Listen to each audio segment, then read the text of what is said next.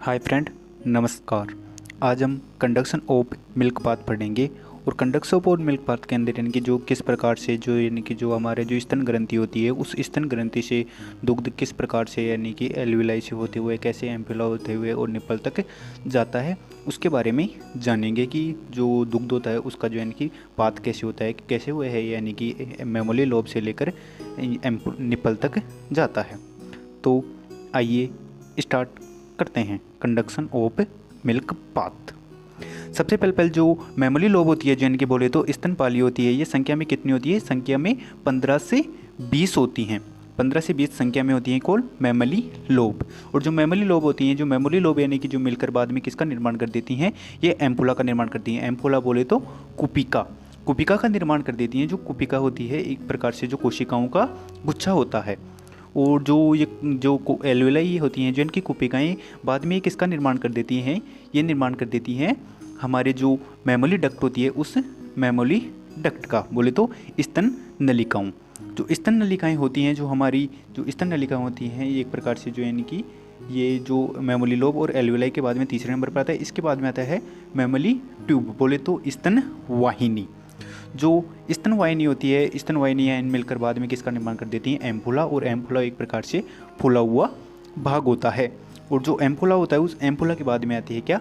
दुग्ध वाहिनी। या दुग्ध वाहिनी के अंदर यानी कि दूध जाता है, और दुग्ध वाहिनी होती है, उस दुग्ध वाहिनी से दुग्ध फिर यानी कि किसके अंदर चला जाता है? निप्पल के अंदर चला जाता है। जो निप्पल होता है एक प्रकार से 0.5 mm का एक छिद्र होता है। और जो 0.5 mm छिद्र के साथ साथ इस पर जो एक आवरण होता है, उस यानी कि क्या बोलते हैं? एरियोला मेमी बोलते हैं। जो एरियोला मेमी होता है एक गहरा वर्णिक युक्त क्षेत्र होता है, जो मेलेबिन का बना होता है।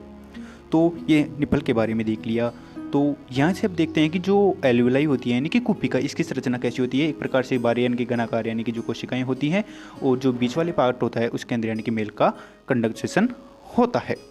तो आइए, ये तो हमने यानी कि पूरा समझ लिया कि किस प्रकार से यानी कि जो यानी कि दुग्ध का निर्माण होता है, कैसे वो मेमोरी लोब से होता हुआ निप्पल तक जाता है।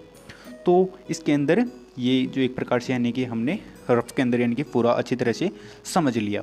तो लेकिन अब देखते हैं कि जो कॉन्सेप्ट वाइज इनकी क्वेश्चन किस प्रकार से पूछा जाता है नेट एग्जाम के अंदर, और भी बहुत सी एग्जामों के अंदर कैसे किस प्रकार से होता है।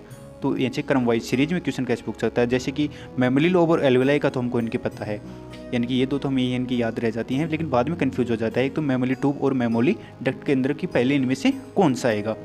तो यहाँ से हम जो मेमोरी ट्यूब से तो यानी कि टी निकाल लेंगे, और मेमोरी डक्ट होता है उससे यानी कि हम डी निकाल लेंगे। तो सबसे पहले बन गया टी और D, T for memory duct और डी फॉर मेमोरी ट्यूब।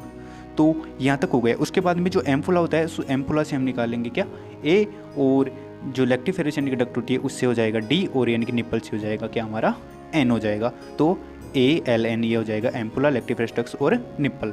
तो इस प्रकार से हमारे से एक प्रकार से जो निमोनिक बन गया, वो निमोनिक क्या है? TDALN, TDALN हो गया।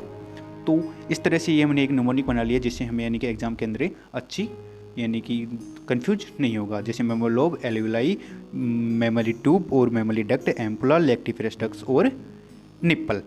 तो इस तरह से इस निमोनिक की सहायता से हमारा क्वेश्चन कभी गलत नहीं होगा। तो इस तरह से जो ये हो गया मेमोरी ट्यूब और एल्वेलाई यानी कि मेमोरी डक्ट वाला स्तन ग्रंथि से होता हुआ फिर लास्ट में यानी कि जो हमारे निप्पल तक आ जाता है। तो एक ये कॉन्सेप्ट हमने जाना कि किस तरह से यानी कि जो यानी कि कंडक्शन ऑफ मिल्क पाथ होता है, और जो एग्जाम के अंदर इनकी क्वेश्चन यहाँ से आता है। अगर आपको वीडियो अच्छा लगा तो कमेंट करके बताएं। धन्यवाद।